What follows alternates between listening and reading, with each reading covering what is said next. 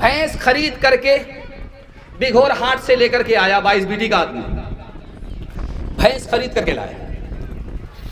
जब भैंस को बांध दिया तो गया पीर साहब के पास। गया, पीर साहब मैंने भैंस खरीदी है, चलिए भैंस पर दम कर दीजिए। पीर साहब आए तो बोले, अरे ये भैंस थोड़ो है, ये तो गधा है।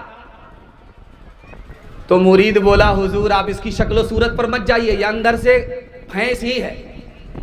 तो पीर साहब ने कहा, अरे बेवकूफ, अगर ये अंदर से भैंस होती तो बाहर से भी भैंस होती। ये तो अंदर से जब गधा है तो बाहर से 16 आना गधा ही गधा है।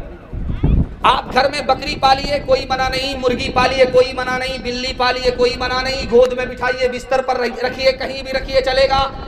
लेकिन कुत्ते को अगर घर के बाहर रखेंगे तो ठीक है, कुत्ते को अगर घर के अंदर रखा तो हराम है, जायज नहीं है। राज क्या है मैं आपको बताने के लिए जा रहा हूँ, आंख से पट्टी हटा रहा हूँ। आदमी घर से तरक्की करता है, घर के झगड़े को घर में खत्म कीजिएगा, कल से तरक्की होगी। घर का झगड़ा अगर खत्म नहीं हुआ, जिंदगी खत्म हो जाएगी, तरक्की नहीं होगी। कुत्ता पालना मना है, जबकि कुत्ता रात भर जागता है, घर की हिफाजत करता है, माल मवेशी सबकी हिफाजत करता है। बिल्ली कोई काम नहीं करती है, खाती है, 9-2-11 हो जाती है। लेकिन बिल्ली पालना मना नहीं, कुत्ता पालना मना है। लिखने वाले ने लिखा, लोग कुत्ते की खूबी देख रहे हैं मगर खामी को नहीं देख रहे हैं। 1, 2 कुंटल, 4 कुंटल, 10 कुंटल का मरा हुआ हाथी है। अकेला कुत्ता खा नहीं सकता, मगर खुद भी नहीं खाएगा, अपनी कौम को खाने नहीं देगा। लिखा कि जब तुम कुत्ता पालोगे तो कुत्ते की खसलत तुम्हारे अंदर आएगी, अपनों पर सितम करोगे, गैरों पर करम करोगे। इसलिए हर चीज पालने की इजाजत है, कुत्ता पालने की इजाजत नहीं। अल्लाह के रसूल ने पूछा शैतान से कि तुम्हारा मेहमान कौन है, तो जवाब दिया, जो चोरी करता है वो मेरा मेहमान है। पूछा कि तुम्हारा दोस्त कौन है, शैतान ने कहा जो नमाज नहीं पढ़ता वो मेरा दोस्त है। तीसरा सवाल पूछा, जवानों तक पहुंचा रहा हूं और आपसे वादा लेता हूं कि सिर्फ आप दारू से बच जाइए, अल्लाह आपके पूरे खानदान को दारू से बचा लेगा इंशाअल्लाह। कहा कि सोते किसके साथ हो, तुम्हारा हमख्वाब कौन है, किसके साथ सोते हो। शैतान बोला, जो दारू पीता है मैं उसी के साथ सोता हूं। जब अकल नहीं होती तो ईमान की हिफाजत कहां से करेगा। दारू नहीं पीता लेकिन दारू पीने वाले के साथ बैठता है। जुआ नहीं खेलता मगर जुआ खेलने वाले के साथ बैठता है। जिना नहीं करता मगर जिना करने वाले के साथ बैठता है। बाप ने हाथ जोड़ करके कहा, बेटा गलत आदमी के साथ बैठोगे गलत बन जाओगे, सही आदमी के साथ बैठो सही बनोगे। तो बेटे को जोश था, होश नहीं था, कहा अब्बा हुजूर वो गलत है अपनी जगह, मैं सही हूं अपनी। बाप को समझ में आया कि ऐसे नहीं समझ में आएगा, इसको समझाना पड़ेगा। बाप ने कहा कि बेटा बाहर सोई जाओ, एक पेटी सेब लेकर के आओ। बेटा लेकर के आया तो बाप ने कहा चेक करो कोई सेब सड़ा हुआ तो नहीं है। पेटी खोल करके देखा तो एक दाना सड़ा हुआ था। जब फेंकने लगा तो बाप ने कहा फेंकने की जरूरत नहीं है, वो खराब है अपनी जगह, ये सही है अपनी जगह, पेटी बंद करो, 3 दिन के बाद देखना। 3 दिन के बाद जब पेटी को खोला गया तो पूरी पेटी सड़ गई। अब बाप ने मौके का चौका मारा, तुम तो कहते थे वो खराब है अपनी जगह, ये सही है अपनी जगह। बेटा एक सेब ने पूरी पेटी को सड़ा दिया, एक खराब आदमी पूरे खानदान को खराब कर देता।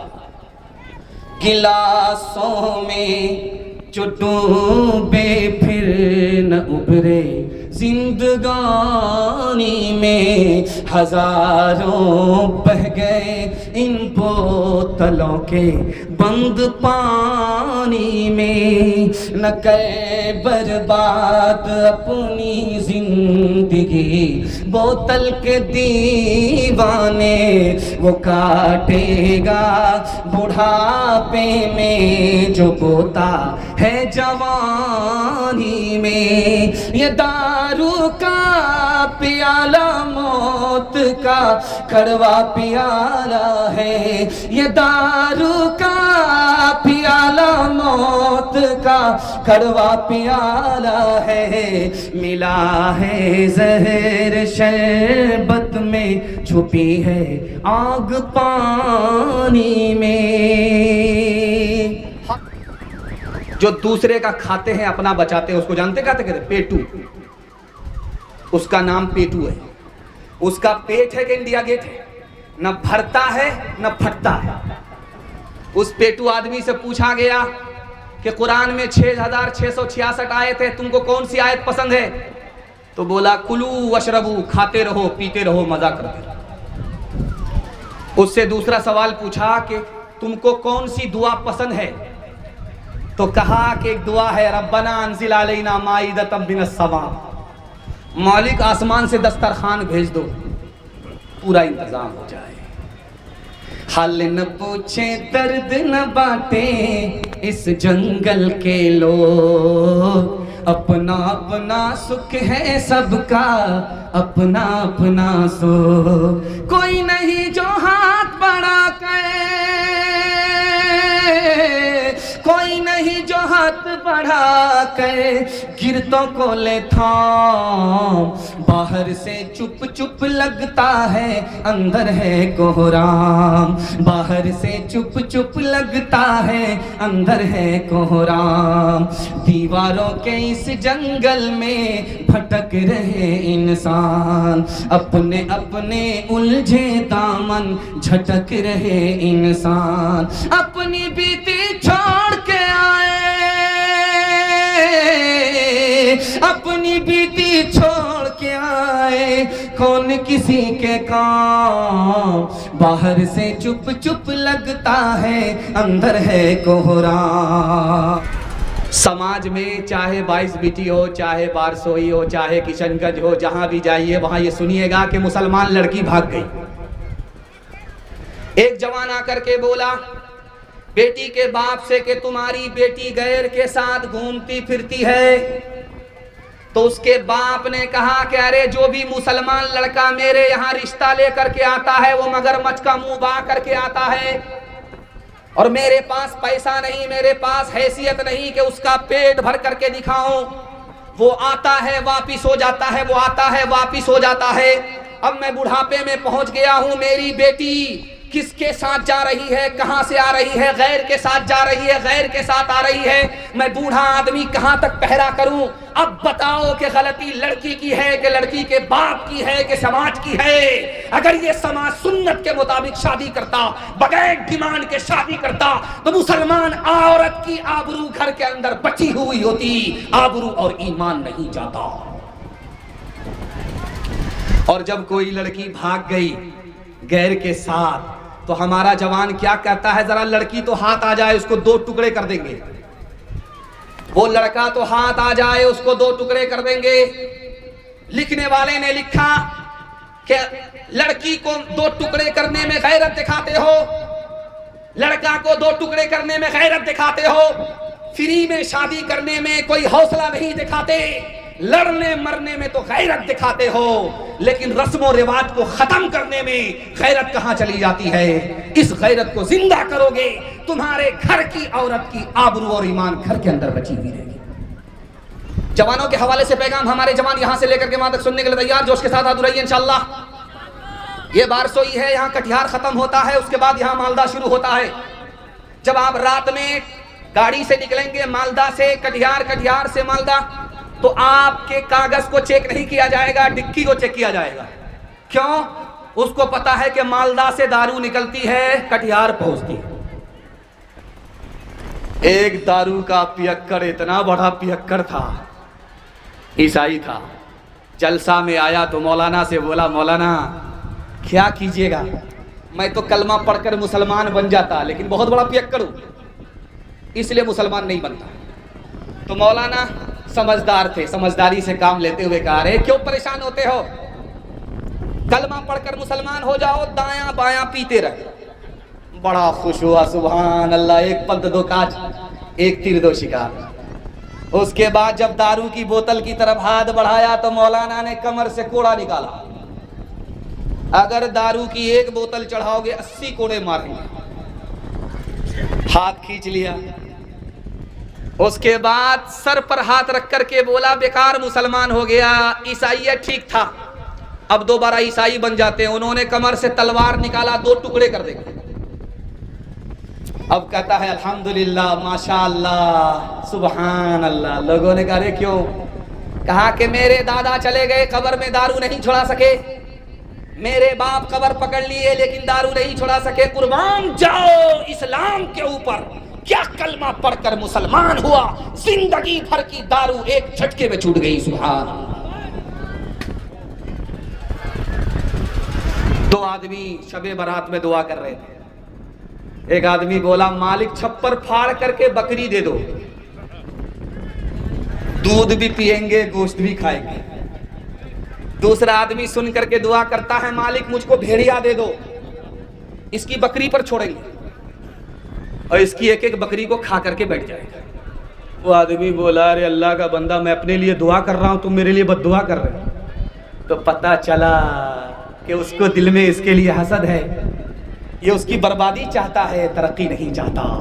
जब आप किसी की बर्बादी चाहेंगे तो वो भी आपकी बर्बादी चाहेगा। अगर आपको अपनी तरक्की चाहिए तो दूसरे की तरक्की भी करेंगे, मिल करके रहेंगे, मोहब्बत से रहेंगे, घर के झगड़े को घर में खत्म करेंगे। हाथ उठाइए इंशाअल्लाह। मुसलमान मुसलमान वो मुसलमान थे जो मैदान में उतर आए, तो किसरा और उसके साथ कैसर को कुचल लाए। जहाँ पहुँचे जमीन को आसमां से कर दिया ऊंचा, जहाँ ठहरे दरो दीवार का नक्शा बदल लाए। समंदर में भी उनकी दौड़ की राहें निकल आई, पहाड़ों में भी उनके फैज से चश्मे उबल आए। के हैदराबाद से एक काफिला गया उमरा करने के लिए, पूरा खानदान। जब वो बस में बैठा मदीने के लिए तो बीच रास्ते में तेल के टैंकर से वो बस टकरा गई। सब लोग बस में ही जल भुनकर राख हो गए। लोग कहते हैं बड़े बदनसीब थे, यहां से तो गए वहां वापस नहीं, वहां से वापस नहीं आ सके। मैं कहता हूं बड़े खुशनसीब थे, पैदा तो हिंदुस्तान में हुए और जन्नतुल बकी में दफन होना मुकद्दर हो गया। सुभान अल्लाह। ये बगल ही में मालदा और कलकत्ता 4 लाइन है, बगल ही में। एक बस जो है खाई से जमीन में गिर गई, ऊपर से खाई में गिर गई और उस बस से जिंदा लोगों को निकाला जा रहा था। तो किसी का हाथ टूटा, किसी का पांव टूटा, किसी का सर फूटा, सब लोग मायूस खामोश। मगर एक औरत को जो जिंदा निकाला वो चिल्ला रही थी, आसमान को सर पर उठा रही। तो लोगों ने कहा, तुम्हारा क्या नुकसान है, इतना चिल्ला रही हो? कहा कि सबसे ज्यादा तो मेरा ही नुकसान है। कहा क्या नुकसान हुआ? कहा मेरी उंगली कट गई। कहा यहाँ सर फूट गया, हाथ टूट गया, पांव टूट गया। खामोश है, तुम्हारी उंगली कटी। कहा ये तो पूछो कौन सी उंगली कटी है? जिससे शौहर को नचाया करती थी वही उंगली कटी है, मेरा भारी नुकसान हुआ। अल्लामा शब्बीर अहमद उस्मानी रहमतुल्लाह अलैह लिखते हैं, जलसा में खिताब कर रहे थे, लोगों से पूछा कि जन्नत पर ईमान रखते हो, लेकिन एक बात बता दो, जलसे में कौन जानता है कि दुनिया की जन्नत दुनिया में कहाँ है? सबकी अकल हैरान होगी कि भाई दुनिया की जन्नत दुनिया में है कहाँ? लोग कहते हैं कश्मीर में है, ये भी नहीं है। दुनिया की जन्नत मगर दुनिया में है कहाँ है? ये आपको बताने के लिए जा रहा हूँ। अल्लाह आपके इल्म में इजाफा फरमाए, मेरे मुताला को ताज़ा फरमाए। मैं दुआ देता हूँ आपके घर को अल्लाह जन्नत का जैसा घर बनाए, आपके घर में सुकून अल्लाह जन्नत जैसा सुकून नसीब फरमाए। ध्यान से सुनिएगा, अल्लामा शब्बीर अहमद उस्मानी ने कहा, याद रखो, एक लाइन का नमूना देता हूँ, दुनिया की जन्नत दुनिया में है। कहाँ है? जिस घर में मियाँ बीवी एक हो, नेक हो, ये दुनिया की जन्नत है। जो सुकून दुनिया में अल्लाह जन्नत में देगा, वो सुकून उस घर में अल्लाह अता फरमाता है। इतने सारे चैनल लगे हुए और बगल में पिंडाल है, उधर औरतें बैठी हैं। मैंने कहा है कि अपनी शादी और अपनी बेटी की शादी फ्री में करेंगे, हाथ उठाइए। और जिन लोगों की शादी हो गई है उन लोगों ने भी हाथ उठाया। अगर वो दूसरी और तीसरी के चक्कर में हैं और उनकी बीवी ने हाथ देख लिया, जब ये जलसा सुन करके घर पहुंचेंगे तो रातों रात डरामत पैक कर देंगे, सीधे क़यामत में उठेंगे। ध्यान से रखिएगा। और एक जुमला मैंने पूछा था बोलते बोलते कि बेटी में देंगे बेटा में लेंगे, तब भी हाथ उठा दिया। सच्चाई बता दिया कि हम घोटाला करके बैठे हुए। अल्लाह हमारी हिफाजत फरमाए। ध्यान से सुनिएगा, जल्दी से निकल जाएगा। ये तो पिंडाल आपको नजर आ रहा जलसे का है। जलसे का पिंडाल कितना छोटा है, आप देख लीजिए कि लोगों को खड़ा होना पड़ रहा है, बैठने की जगह नहीं है, खड़ा होना पड़ रहा है। जो शादी का पिंडाल लगता है, आप हमारी तरफ देखिए, उधर देखना नहीं है, वो लोग खड़े हैं, खड़े खड़े सुन रहे हैं। अभी तो उनका पांव दर्द नहीं करेगा, जब सो करके उठेंगे तब पता चलेगा। आप हमारी तरफ ध्यान रखिए, ये छोटा पिंडाल है, इसमें कम तादाद में लोग हैं, लेकिन जब ये शादी का पिंडाल लगता है तो आपको हैरत होगी। आप आदमी को गिन नहीं सकते, कुर्सी को गिन नहीं सकते।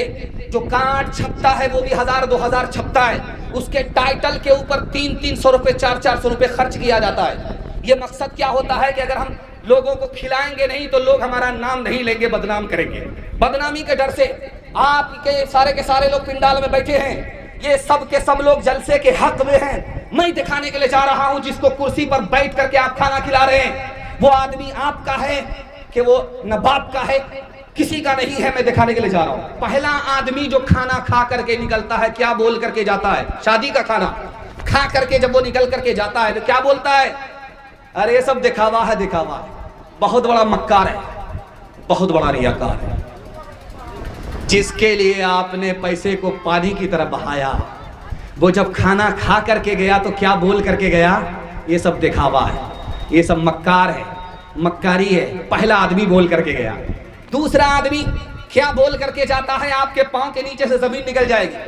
दूसरा आदमी बोलता है, अरे कौन सा तीर मार दिया, कौन सा कमाल कर दिया, 2000 आदमी को खाना खिलाया, अल्लाह ने छप्पर फाड़ करके दिया भी तो है। ये दूसरा आदमी है जो खाना खा करके नमक हरामी करके जा रहा है। तीसरा आदमी दिखाने के लिए जा रहा हूं कितना खतरनाक है। जब वो खाना खा करके निकलता है तो क्या बोल करके निकलता है? कलेजा मुंह को आएगा, आप तौबा करेंगे कि अल्लाह रसूल को खुश करेंगे, दुनिया वाले को खुश करने के चक्कर में नहीं पड़ेंगे। तीसरा आदमी क्या बोल करके जाता है?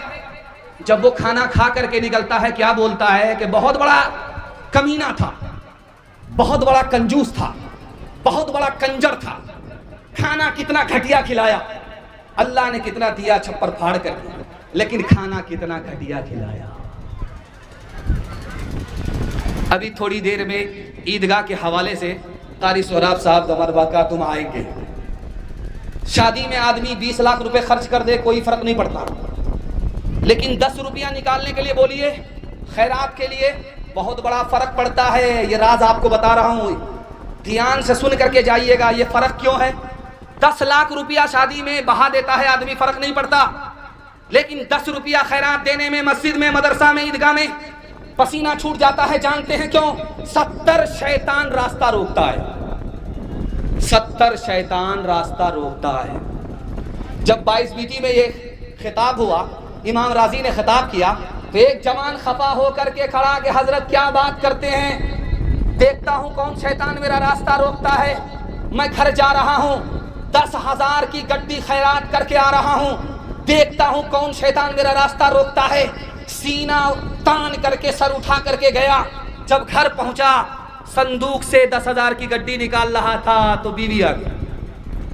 कहा क्या कर रहे? का जलसे में मसला मालूम किया, उसी पर अमल करना। का मौलवी के चक्कर में पड़े हो? जो पैसा जहां है वही रहने दो, वरना तुम्हारा भी इलाज होगा, तुम्हारे मौलवी का भी पूरा इलाज होगा। वहां से वापिस खाली हाथ आ गया। नारे तकबीर। जनाब हजरत मौलाना सोहराब साहब, जनाब हजरत मौलाना मुफ्ती सादुल नजीब साहब, उन्हीं के लिए बात मसला हो ही रहा है, उन्हीं का मसला हल हो रहा है।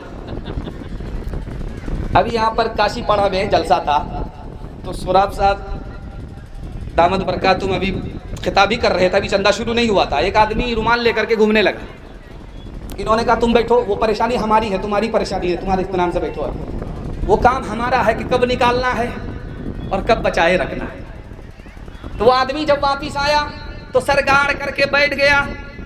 तो हजरत ने कहा, सर उठा करके गए थे, सीना तान करके गए थे कि 10,000 की गड्डी खैरात करके आऊंगा, शैतान को पछाड़ करके आऊंगा।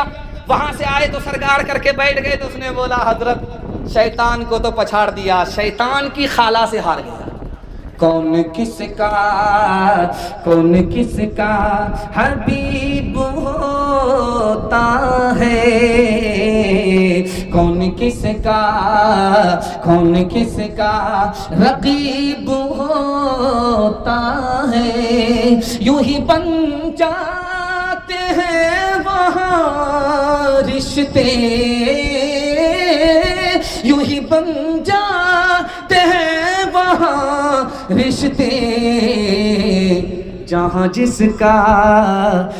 जिसका नसीब होता है, जहाँ जिसका।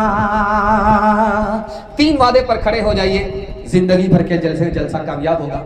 हाथ उठाइए, वादा कीजिए अल्लाह की इबादत करेंगे इंशाअल्लाह, रसूलुल्लाह की इताअत करेंगे इंशाअल्लाह, मखलूक की खिदमत करेंगे इंशाअल्लाह, शादी के बाद सास ससुर को कमा करके खिलाएंगे इंशाअल्लाह। न किताबों से नमाजों से नजर से पैदा, दीन होता है बुजुर्गों की नजर से पैदा। नहीं सीखा इन्होंने दीन लक्का शेख के घर में, बड़े कॉलेज के चक्कर में, हमारे साहब के दफ्तर में, फिर केक के चक्कर में तो रोटी भी गई, बड़ी शय की ताक में थे तो छोटी भी गई, न मानी बात वाइस की, फिर मतलून के चक्कर में तो लंगोटी भी गई। वाखिर दावाना अनिल हम्दुलिल्लाहि रब्बिल आलमीन।